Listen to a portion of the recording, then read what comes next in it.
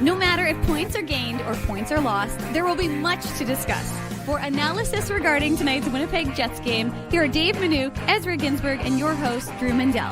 The Illegal Curve post-game show, presented by Play Now, the official sports betting partner of the Winnipeg Jets, starts now.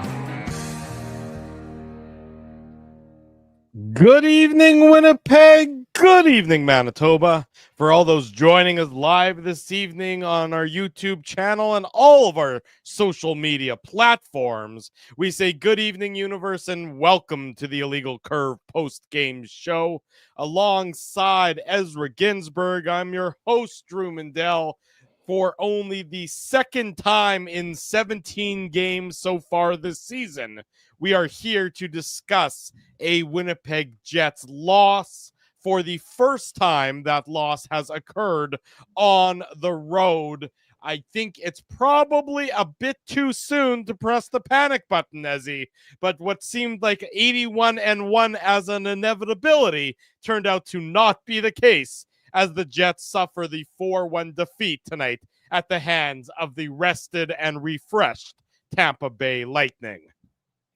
Yeah, it seemed like the Jets were going to go 81-1 there. Obviously, guys, we knew that there was going to be a loss sometime down the road, and it happened tonight. And look, the Lightning were well rested. Mm-hmm. They have lost 3 of their last 4 games, and it wasn't, it was only 10, 11 days ago that the Jets spanked the Lightning in Winnipeg. So obviously, the Lightning were much more desperate, especially in the first couple periods.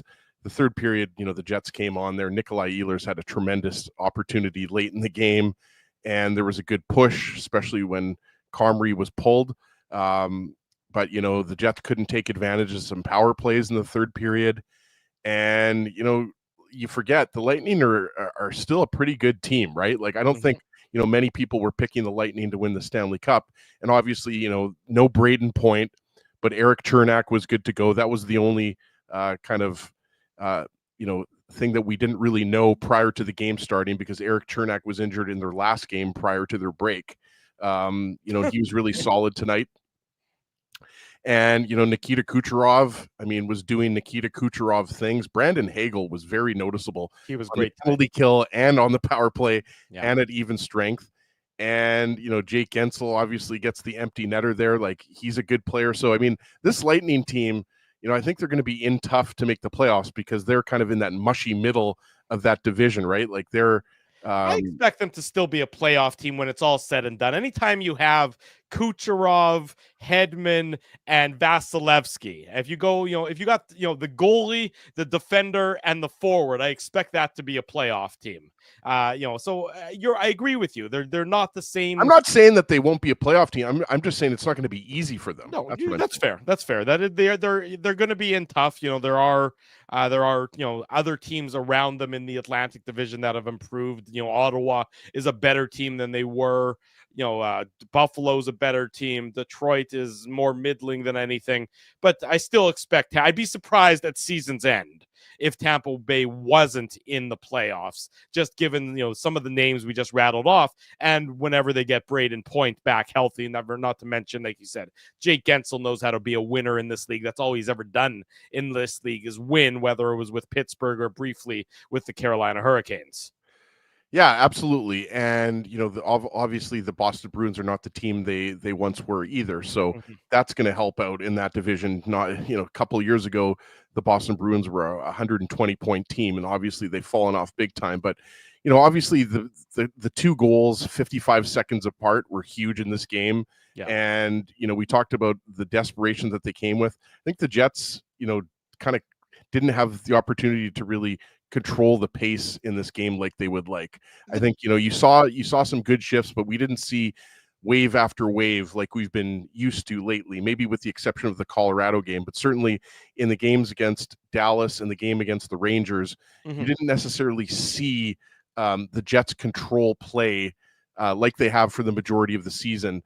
And, that's a credit to the Lightning, but that's also, the Jets can't do that every single game. The power play is not going to score every single game. Like, it seems like through 17 games this year, like the power play is going to produce every single game, and the Jets are going to get, there wasn't that that unsung hero tonight, right? Like Adam Lowry obviously gets the one goal, and that was a huge goal at the time. It was 3-0, obviously, for the Lightning, and it was all Lightning. So that was a huge goal in the second period just to keep them in that game, because obviously the next goal, if the Lightning go up 4, we know that the Jets are not coming back. Vasilevsky's not letting in 5 goals. But I just think that they're, I like the Nemesnikov, Ehlers, Perfetti line. Scheifele, Connor, Velarde, they had some chances. Connor's best chance was when the Jets were shorthanded. Yeah, it was a nice move. But you know what I mean, Drew? Like there wasn't. I saw a tired team. Sorry, Ezzy, but I saw a tired team against a refreshed team. And a refreshed team, especially one that is still as talented as Tampa Bay is largely going to beat a tired team. The Jets, the passing wasn't crisp. You saw pucks, bobble off of sticks. I mean, that led really to the first Tampa Bay goal of the game, which we'll get into when we get into the Play Now game recap.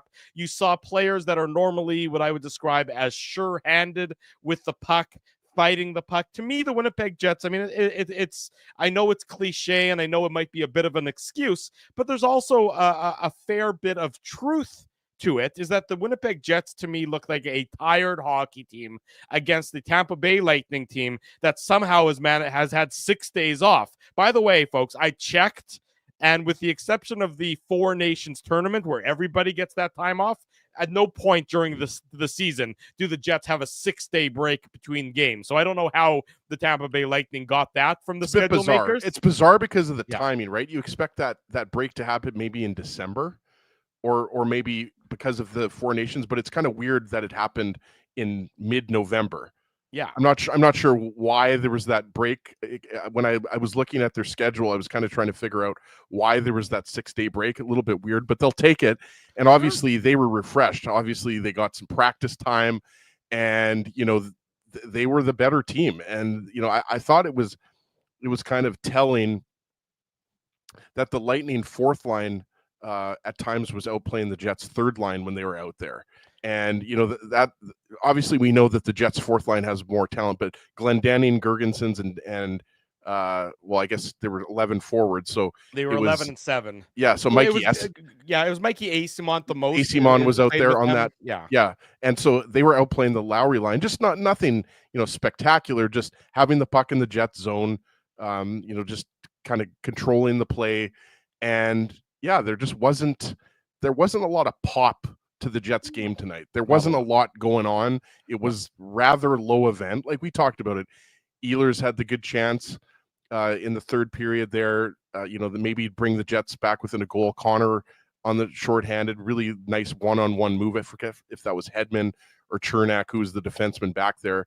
But he continues to look good on the PK. But like, again, this wasn't a horrible game. The Jets lost to a team that was more desperate and played better than them, obviously scoring 3 goals in the second period. 2 goals in quick succession in the second period. That's tough to come back for from on the road. And the Lightning have been a good home team this year. And they're still, like we said, I mean, the expectation, look, the Lightning are similar to the Bruins, who we mentioned earlier, who are not having a good start to the season. The expectation is playoffs at a minimum for the Lightning, and they're still in it right now. They're not out of it by any stretch of the imagination, and they needed this win. We talked about it. They were coming into this game after the break. They had lost 3 of 4 games, and the big boys stepped up. We talked about it. Kucherov, Gensel, Brandon Hagel, Nick Paul, I thought, had a strong game. Look, the Lightning were better than the Jets were tonight. I mean, they were, and you can try and sort of delve deep into it and try and find the root of the problem and see, were there any flashing warning signs? And to me, they're not. It's not like I saw something from the Winnipeg Jets game tonight or their approach to the game that was concerning. I thought that the underlying approach was still strong. It wasn't that they were starting to cheat the game. It wasn't that they were falling back on some bad habits. They were just, to me, a team that was outplayed by a well-rested team and a team that was fighting the puck tonight. I didn't see a lot of cheat to the Winnipeg Jets game, and if I did, that would certainly be more concerning. They were obviously going to lose a game again. It was inevitable. They weren't going to go 41 wins and 0 losses on the road this year. And to me, when you find out that your opponent has had 6 days off, you've been really playing every second day for the last number of days and the last number of weeks, in fact, it sort of makes sense that the Jets would have lost tonight's game. The power play, which has been so effective for the Winnipeg Jets, this was a game where, especially in that third period, where the Jets had those power play opportunities, Ezzy, they needed to find a way to capitalize on that. They get they get 2 third period opportunities where one goal there all of a sudden brings it back to being a 1-goal game. Instead, the power play I would describe as quite listless. Tampa Bay, I thought, did a very good job in their approach on the power play, really providing high pressure on the Winnipeg Jets, so they couldn't they couldn't figure out a way to beat them and get an extra advantage. The Jets were just a little bit slower than the Lightning were tonight. They had a little bit more trouble controlling the puck tonight. Their passing was not as crisp tonight. And against really, any team in this league, maybe not any team, but I'd say 20 of the 32 teams, if those 3 things aren't working for you, it's going to be an uphill climb to victory. Remember the second period when Eric Chernak took the tripping penalty on Kyle Connor? The Jets didn't have a shot on their power play, and you haven't seen that a lot this year with this revamped power play, right? They almost always get at least a shot, and that was another sign that things were just not clicking, and that's okay, right? You've given yourself, the Jets have given themselves some leash here, some leeway, where they can lose a few games. Heck, they can lose 3 or 4 games in a row, and they're still going to be in a very good position. I mean, they would still be 15-5 if they lost another 3 games in a row, right? Like you forget it's how hard to believe to say that. No, it's hard to. It seems like the kind of stat that needs to be fact checked, because it doesn't sound plausibly possible that is accurate, but it is 100% correct, of course.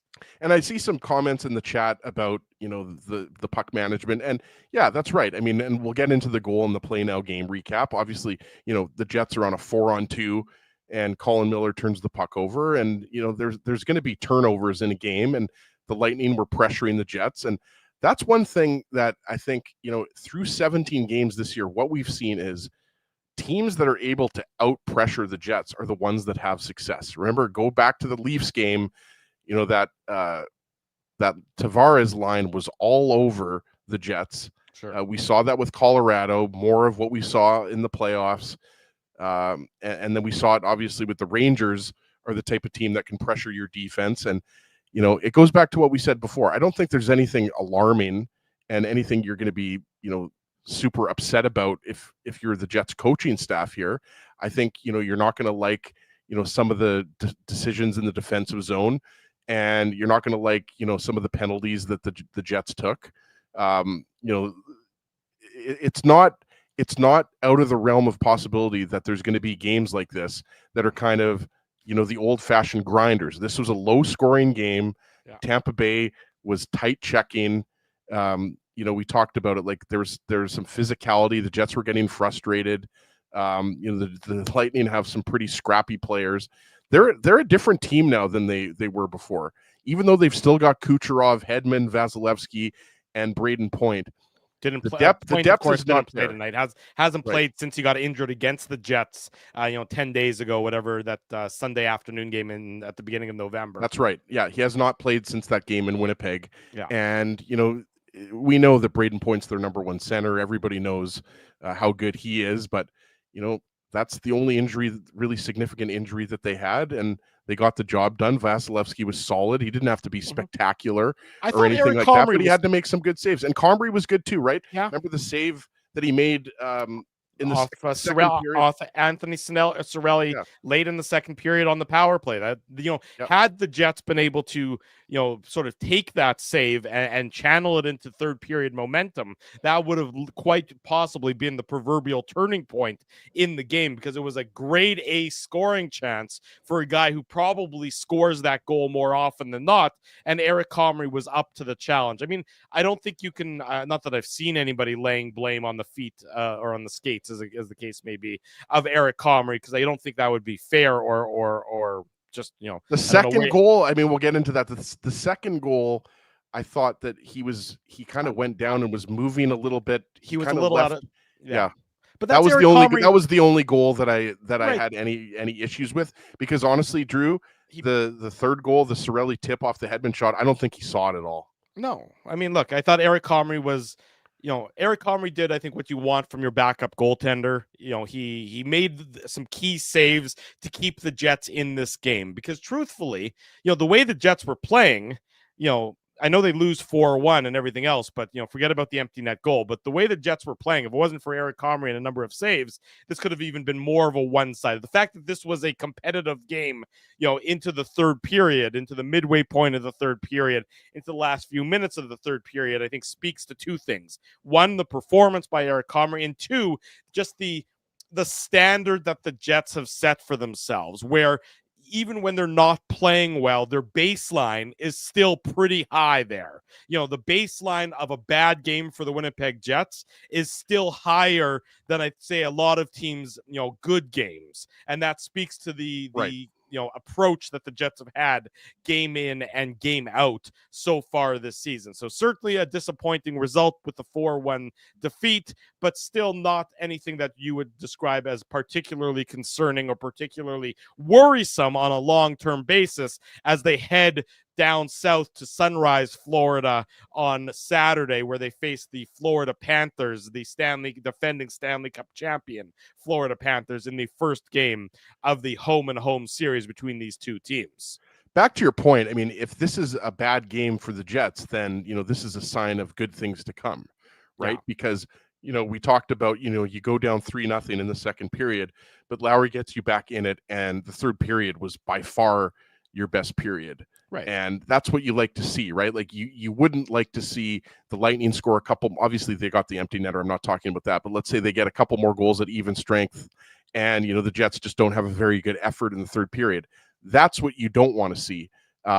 So I think overall, you have to just kind of tip your hat to the Lightning here and say that they were the better team, and really, they get their goals, they do their damage in the second period, and the Jets just didn't have that offensive spark tonight, right? Like we talked about, there were a few chances here and there, but this is not going to be a game in which I think leads to a downward spiral or anything like that. Right. They've got a very hard team coming up. The Florida Panthers, we know, not only are they the defending Stanley Cup champions, but they're still one of the top teams in the league.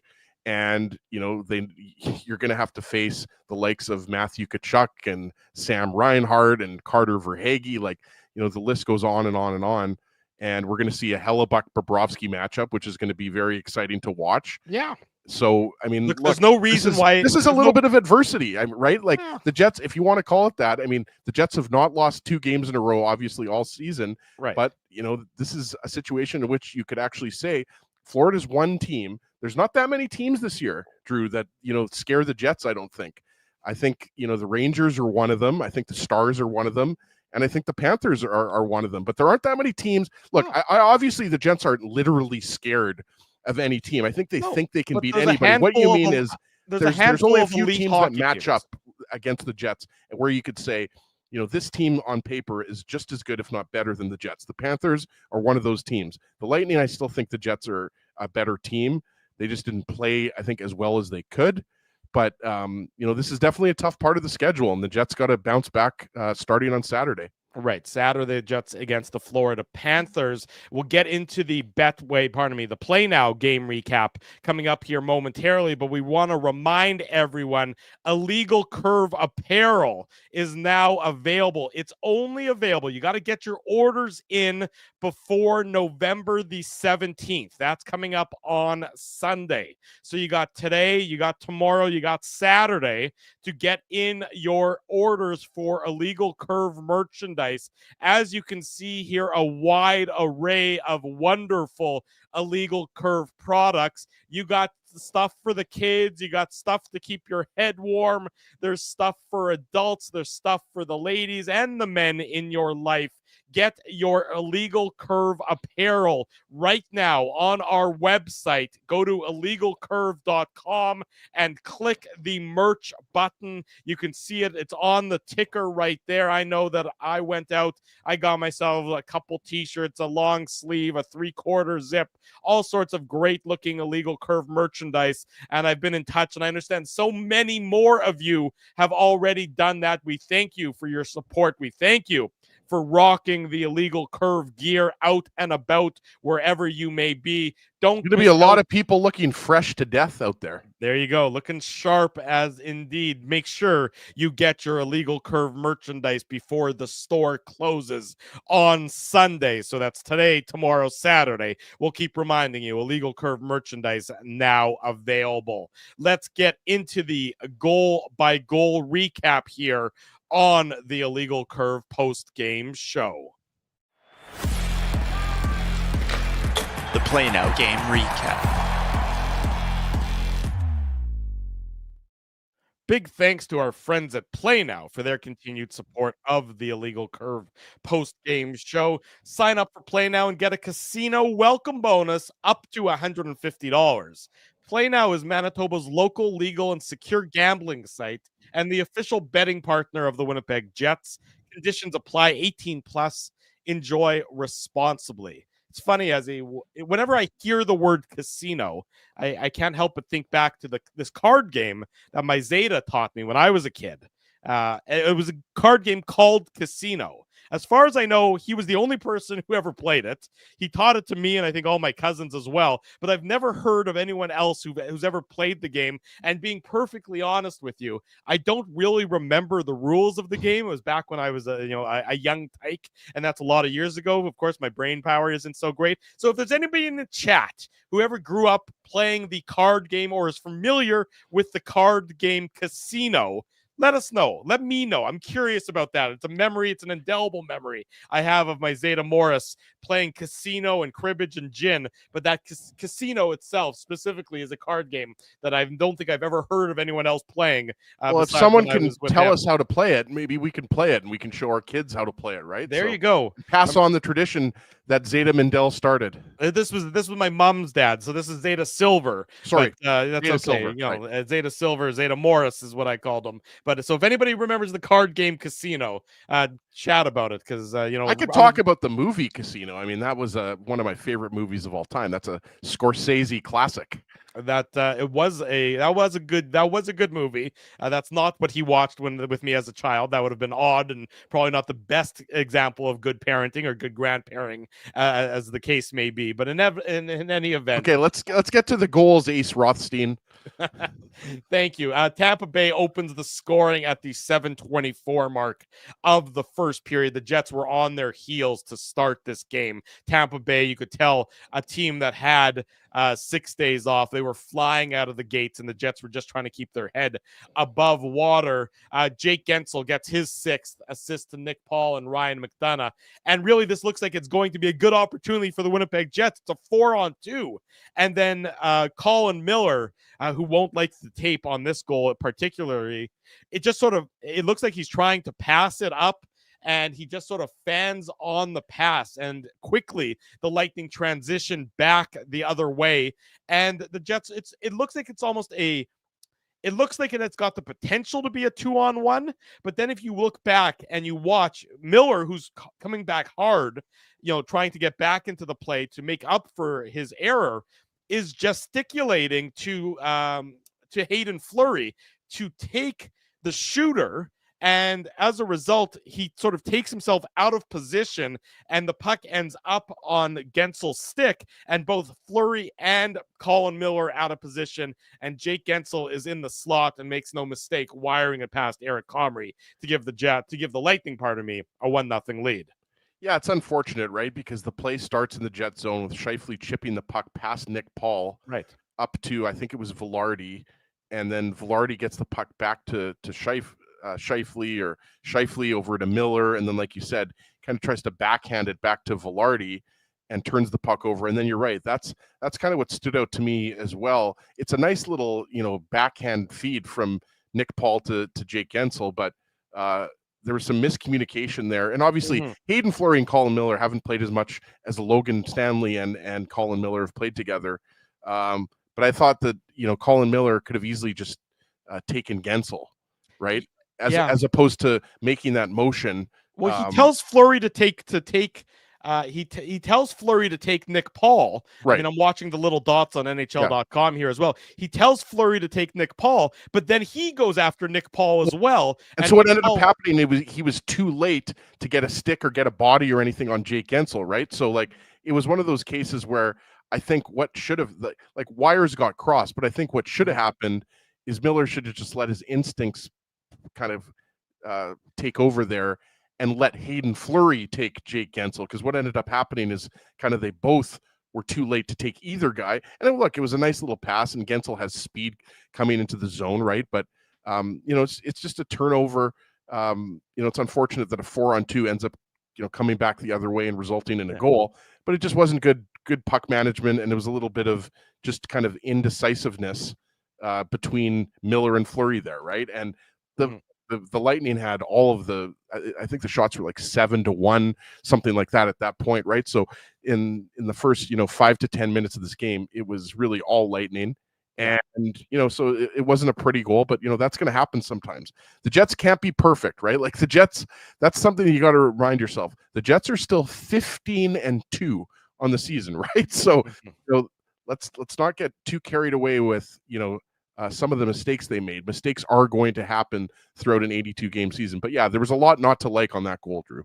Yeah, there was not exactly right. A lot not to like as well. It's one thing to make the error, and then unfortunately for Colin Miller, he sort of compounds the error with the trying to maybe do too much on the back check and the communication breakdown between him and Hayden Fleury is really leading to this 1-0 goal by the Lightning. That's the way the first period ends. It ends at that 1-0 mark. The Jets get into it, and the Jets really find their skating legs. I thought later in that second period, after having a pretty lousy start to the game, they get a little bit better. They get some opportunities. They try and sort of turn the ice a little bit, but they're not able to get anything past Andre Vasilevsky. They have that late power play opportunity. Mikey Asimon takes that undisciplined penalty in the last minute of the first period. The Jets, though, as we talked about, the power play just wasn't very good tonight. It was probably one of their... It was just a little bit flat. Yeah. That's how I would describe it. Like, I forget. I'd have to go back. It might have been when Vasilevsky tripped Ehlers, kind of midway through the third period. That power play, I thought that they started to move the puck a little bit better and get some better looks, like Scheifele and Velarde. But throughout the game, what did they have? 4 power plays in this game, and 3 of them I would say were kind of below average from what you have come to expect, and that's a credit to the Lightning, right? The Lightning have a good penalty kill, and they've been very aggressive. They were pressuring the Jets at the blue line, so that's up to the Jets to figure out. The zone entries were not there, and that's something that the Jets have had no problem this year setting up plays. Obviously, once they set it up in the offensive zone, we know what they can do with all the skill they've got. But yeah, it was just kind of an off night for the power play tonight. It certainly was. So 1-0 for the Lightning after 20 minutes. They make it 2-0, 3:10 into the second. Brandon Hagel gets his 8th of the season assist to Radish and Liljeberg. And this is just a really nice play by the Lightning. They hit the line with a lot of speed. The Jets are flat-footed. You see that Radish is moving around the zone. He's going from behind the net to back up to the point, and the passing is good. And as the Lightning are really exposing gaps in the Winnipeg Jets defense here, you also see a strong play on this one by Brandon Hagel. He's the one who gets the puck deep and back up to the point, and then it goes defender to defender and then back to Hagel. And you see Vlad Nemestikov is in a chase position, and he's about a quarter of a step, an eighth of a step behind Hagel. And it's a really nice pass from Radish to Hagel, and Hagel makes no mistake in beating Eric Comrie. And to your point, as we were talking about before on this goal, I think Comrie sort of pushes himself a little bit out of position when it comes to him trying to square up against Brandon Hagel. He overcommits a little bit, and he leaves a good chunk of the net open. And I mean, that might just really be, the difference between a starting goaltender and a backup goaltender in this league. You sort of saw it there on this case in that Comrie having to go post to post just gets himself a little bit out of position, and Brandon Hagel makes no mistake getting his 8th. He's well on his way to probably a 30-plus goal season this year. Yeah, and I mean, Hagel is a guy who was criticized for what they gave up to acquire him and the contract that he signed, but I don't know. He's a good hockey player. Like him. I mean, I think he would look good in a Jets jersey. He would look good in any jersey. Hagel's a good player. So, but you're right. I mean, it's obviously Hagel takes the initial shot and then gets his own rebound. And then it wasn't a great shift for Miller and Fleury, because after Hagel takes the initial shot, which misses the net, and he beats Miller to the puck. And it's a nice pass by Darren Radish to catch Hagel there. But you're right. I mean, Nemesnikov 75. He had 75 points last year, and he's making $6.5 million. Right, that's a very reasonable amount of money. I would say so. I think at the time when he signed that contract, he just hadn't done it yet, right? Like that was his breakout year, right? So, but yeah, no, I'm with you, Drew. I think, like I said, I like Hagel, but I think it comes down to, again, similar to on the first goal. There was a few things here. Miller gets beat by Hagel, isn't kind of hard on the puck. Then the Jets are kind of chasing around. And then Nemesnikov just loses Hagel, right? Like he just loses him. He's with him. And then Radish sees that he's bolted to the net, pun intended. And, he catches him with a good pass, and Nemesnikov is a step behind. So that's all it takes, right? Like you're talking about skilled players. And that line, the line obviously is Anthony Cirelli, Kucherov, Hagel, because we know that Braden Point is the usual number one center on this team. Cirelli is usually the second line center. But, that's a mismatch to me. That line up against the Nemesnikov Ehlers Perfetti line is a mismatch. You obviously you want the Lowry line up against that line whenever you can. But you're never going to get that. You're not going to get the matchups you want when you don't have last change. And the Lightning were able to take advantage of it in this instance. And then the Lightning make it 3-0, and it's less than a minute later. It's 57 seconds later to be exact. It's on the power play, and it doesn't take them very long at all to score here. It takes them all of, let me do some quick math, 23 seconds. Dylan DeMello is in the box for hooking. The Lightning, get the draw. They move it around very, very well. Kucherov is the secondary assist. Victor Hedman is the primary assist. And Anthony Cirelli is just absolutely on top of the goal crease, exactly where you want him to be, causing havoc, causing chaos. Victor Hedman is a guy who knows how to get a shot through from the point. Victor Hedman, yes, he's a little bit later in his career, but he's still one of the top defensemen in this league. And he makes no mistake. He gets it through. Cirelli with the tip, and Eric Comrie, no chance. If he even saw the puck, which I certainly doubt he did, once you add in the deflection, it really makes it almost an impossibility for the Jets goaltender. The special teams, impacting the game not positively for the Winnipeg Jets for probably the first time, or one of the first times this season, being unsuccessful on the power play and also giving up a goal on the penalty kill. Drew, you mentioned it there, right? Like there's a good chance Eric Comrie never saw this puck with Anthony Cirelli there. He's a big man. And I thought that the Jets on this penalty kill, they were just, I thought, playing it a little bit too deep, right? Like you have to respect the Hedman shot. Everybody knows, like, Hedman's been in the league for a long time. He scored a lot of goals on the power play, but I just thought that the Jets were too deep here, and they were almost respecting the Hedman shot a little bit too much. And what that did is that just gave Hedman a lot of time and space to pick his poison. Get the puck through. Yeah. Right, exactly. And Cirelli was, I think it was it not Sandberg and Pionk who were out there? And I thought that Pionk just didn't have good positioning on him. And, it's just as simple as that. Cirelli takes away the eyes from Comrie. Obviously Hedman's got the big shot. It wasn't, the 100-mile slapper, but it's just a nice, hard, low wrist shot. And, we see the Jets do this all the time, score 2 goals in a minute or 2 minutes and stuff like that. And those are absolutely killer. You go from a 2-goal lead to a 3-goal lead, and the Jets didn't have a very good first period. And obviously it just continued. They just didn't have a lot going on in that period. Right. And the Lightning had the puck. I think the Jets had like 4 or 5 shots. And that's a credit to the Lightning. They played a good game tonight. But yeah, I mean, an uncharacteristic kind of penalty from Dylan DeMello on Connor Geekie, and the Lightning make them pay. So I mean, the game wasn't over, because as we'll get into, Lowry gets the Jets back into it, but it was looking like at that point it could get into that kind of 4-goal, 5-goal territory. But luckily the Jets were able to keep it respectable.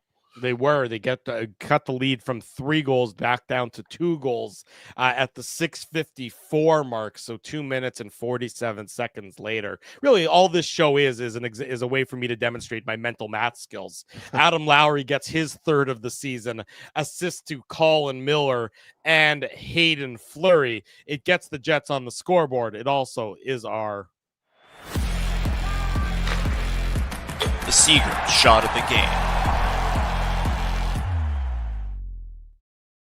Big thanks to our friends at Seagrams for their continued support of the Illegal Curve post-game show with the Grey Cup coming up on Sunday. I suspect if many of you, including yours truly, will probably be looking for something to drink, something tasty that we can hopefully toast a blue and gold victory with. Fireball, baby. Well, Fireball is part of the celebration, hopefully. But for the toast, you don't do a toast with Fireball. You do a toast with Seagram's VO, integrity, tradition, and craftsmanship, available at your local Manitoba Liquor Mart. Big thanks to our friends at Seagram's for their continued support of the Illegal Curve. Drew, I don't know how you do it at the Mendel household, but in the Ginsburg household, we toast with Fireball all the time. Hey, I'm not one to judge. You can toast. I drink it like water. That's once you installed that Fireball tap, that's when maybe we had to stage a new intervention. But nonetheless, that's okay. You're allowed to do what you wish. The Jets get on the board. It's called, Adam Lowry gets his 3rd.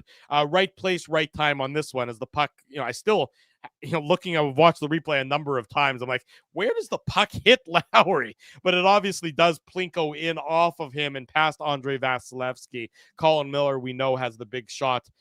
It was going to have to be a bit of an ugly goal for the Winnipeg Jets tonight. It wasn't going to be the kind of game where they're able to Harlem Globetrotters their way to getting some goals. And I think maybe if they look back at the video, they'll say that we should have been a little bit more north-south, a little bit more throw pucks on net and see if good things can happen. Easier said than done against the goalie like Andrei Vasilevsky. But in this instance, they do get something good, and Adam Lowry gets the Jets on the board just at the 6:54 mark of the second period. I honestly think this goal might have gone off his butt or off of his leg. There was a lot of traffic.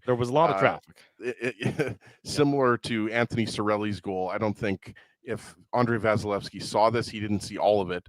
And, you had Hedman and Moser in there. You had Lowry and Niederreiter and Appleton. You had all 3 Jets forwards in front of the net. And you're right. I mean, who cares at this point?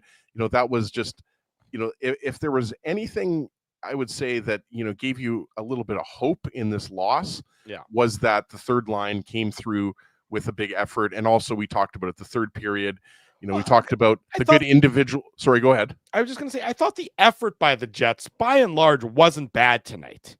The execution wasn't great. You could see that they were fighting the puck. The puck was rolling off their stick.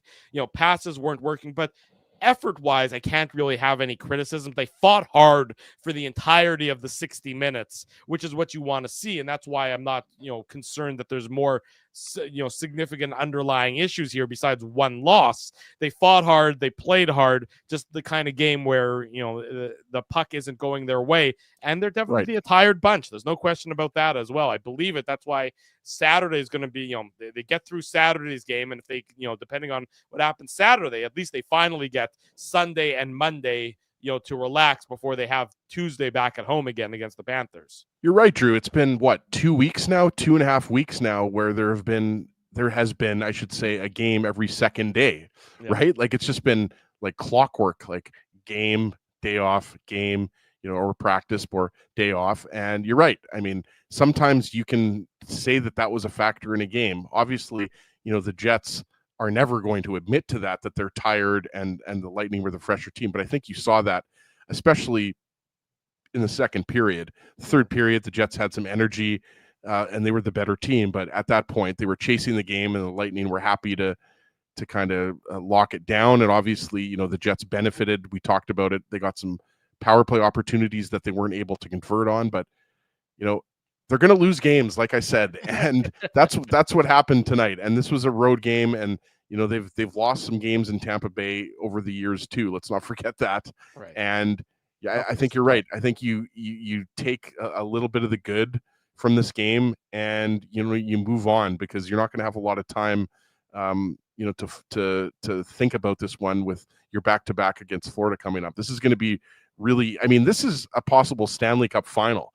I think a lot of people didn't necessarily think that was going to be the case. Yeah. And I'm sure on Saturday we're going to be talking about how, for some bizarre reason, the Jets aren't getting more love from Vegas and the odds makers in terms of winning the Stanley Cup. And obviously, Drew, again, we'll save that for Saturday, but a lot of that has to do with, the last 2 years bowing out in the first round. You can't tell me that that's not the biggest reason why.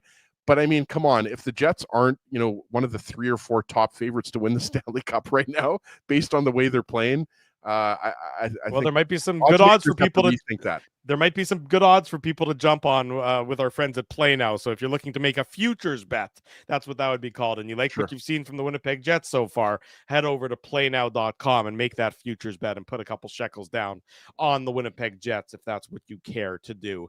The Jets had their opportunities in the third period. The power play, as we've mentioned, was a little bit on the weaker side. Jake Gensel took a penalty at the 7:42 mark for holding. Andrei Vasilevsky, he gets his 300th victory and a penalty tonight, and tried to shoot for the empty net as well. He takes a tripping call. The Jets get another power play opportunity. No dice for the Winnipeg Jets with the man advantage tonight. Had they, ifs and buts for blah, blah, blah. 4-1 is the final for the Tampa Bay Lightning. They get in an empty netter as well. Gensel into the empty net, assist to Eric Chernak, that with 21 seconds to go. And the Winnipeg Jets suffer their second defeat on the season so far, dropping it by a 4-1 margin in Tampa Bay. Jets in action on Saturday against the Panthers. We're in action Saturday morning with the Illegal Curve Hockey Show, all about the Jets and the Panthers. They head over to play the Stanley Cup champions. It should be a dandy of a hockey game. Scotty Billick of the Winnipeg Sun and George Richards is going to join us. He covers the Florida Panthers for Florida Hockey Now, if I'm not mistaken. That's who he's been covering the Panthers for many years as well. Yep. He was with the Miami Herald forever, and now he's with Florida Hockey Now. George, similar to Mike Heika last week, that's right. Old friend of the show, knows the Panthers like the back of his hand. Back of his hand there, Drew. You needed to complete my sentence there. There you go. It's been a long day. It's going to be exciting with these two games coming up. Call them whatever you want. You can call them statement games. I would just say that they're a battle of two of the best teams in the league and two of the best goalies in the league. And, they're going to be very, very fun games to watch. They should be. We'll talk about that more on Saturday morning, but we'll talk more about the Jets and the Lightning on the other side of these commercial messages. Drew Mandel, Ezra Ginsburg. It's Thursday night. The Illegal Curve post-game show rolls on. Don't go anywhere. We want to thank you for not betting with Play Now and choosing our illegal gambling site instead. Because we couldn't afford things like this without your money. So much of your money. Now you might have questions like, do our profits benefit your community? No. Or bet with Play Now, Manitoba's local legal and secure gambling site. Dining, entertainment, parking, and convenience, all in one spot. City Place is located in the heart of downtown Winnipeg, attached to the Canada Life Center. Whether you're working, living, or out for a night in the downtown, make City Place your go-to destination before or after the fun finds you. Lunchtime, game time, anytime, visit City Place at 333 St. Mary Avenue, next to Canada Life Center. Holt Dental, the new official dentist of Illegal Curve, has a philosophy rooted in two unyielding principles: genuinely caring about patients and providing outstanding service. Being a patient of Holt Dental means more than just checkups and treatments. It's taking the time to listen and talk to each patient so they can achieve the best long-term health functionality, and aesthetics for their teeth, mouth, and gums. Conveniently located at Grant Park Festival on Taylor Avenue, Holt Dental is dentistry of the highest quality in a comfortable and relaxed environment. For more information, visit holtdental.ca. Oh, and there's plenty of free parking at the front door, too. Celebrating its 40th year as Winnipeg's home for stand-up comedy, Rumors Restaurant and Comedy Club has recently been named Canada's top comedy club and a top 5 comedy club in North America. From birthday parties to date nights to fundraisers and everything in between, Rumors is your destination for the best and most affordable live entertainment Winnipeg has to offer. For more information on upcoming shows, Rumors' incredible promotions, and to purchase tickets, visit rumorscomedyclub.com. So you're a pizza person, you married a wing person, but somehow your kids are salad people. You can't pick your fam, but you can pick your BP meal deal, starting from $18.99 for takeout or delivery at bostonpizza.com.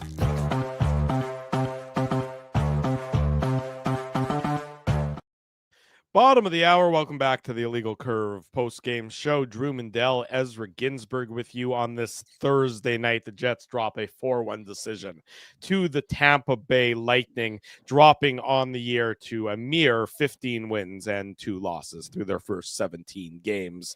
Reminder, as I saw that up there on the board, it said City Place rocks. We will be at City Place on Tuesday for the lunch hour show prior to the Jets and the Florida Panthers. So if you're in the downtown area on Tuesday, join us at 12 noon up in the food court. Look for the large Illegal Curve sign. We're going to be doing our pregame show prior. I know where I'll be. I'll be in the Samosa Hut. There you go. Ezzy's going to be at the Samosa Hut. He was going to be at Samosa Hut anyways. It just so happens that he will also be doing the show from there as well. So join us on Tuesday at City Place at noon hour for the Illegal Curve lunchtime show, the Illegal Curve preview of the Jets and the Florida Panthers. And then on Friday at 6 o'clock, we're going to be at Boston Pizza on Taylor Avenue for the Illegal Curve watch party and then live on location post-game show.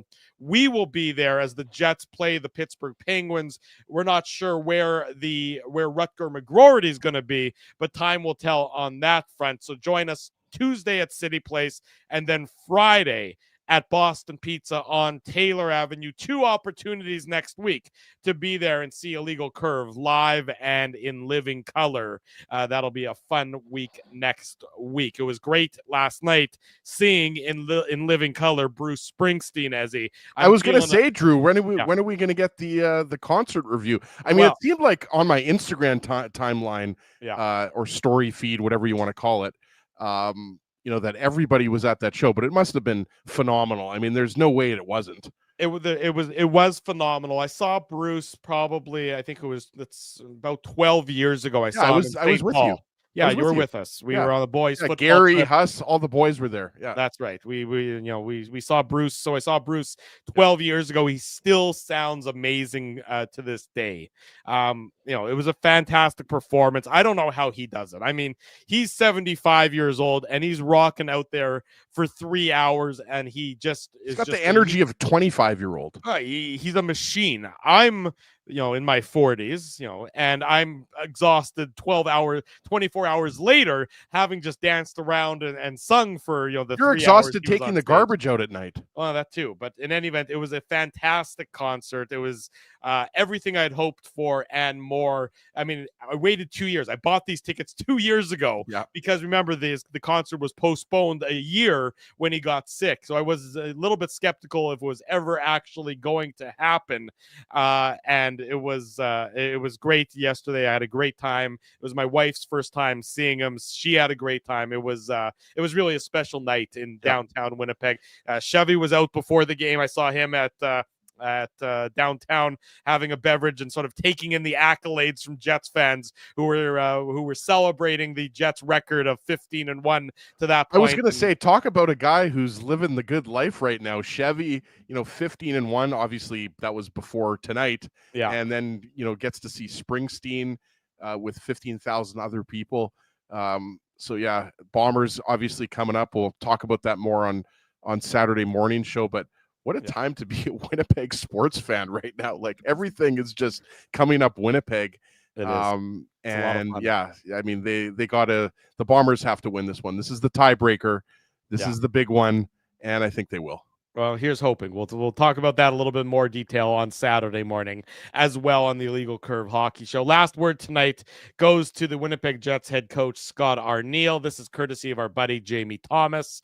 Quote, "We knew they were going to come after us, and they did. Took us a little bit to get into it. I thought we got up and running probably the last 7 or 8 minutes of the first period.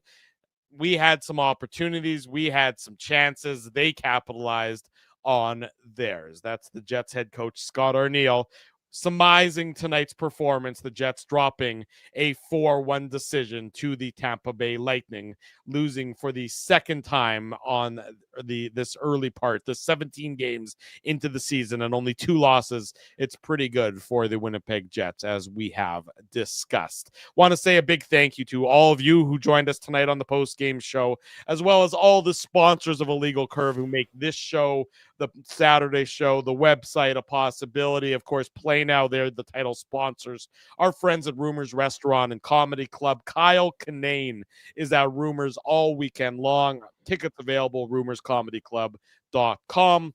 Holt Dental, Boston Pizza, City Place, and of course, Seagram's support all of these fine businesses because of their continued support of Illegal Curve Hockey. Plenty more post-game information on the website, illegalcurve.com. If you haven't already done so, smash the like button, subscribe to the channel, subscribe to the podcast, leave us some feedback here, there, and everywhere. Always want to hear what you have to say about the show. Thanks, everyone, for joining us. For Ezra Ginsburg, I'm your host, Drew Mandel. Until Saturday at 9 a.m., we wish you good night and good luck. And thanks for watching. Steph, we'll see you there tomorrow night. She'll be at Rumors. Thanks for watching the Illegal Curve post-game show.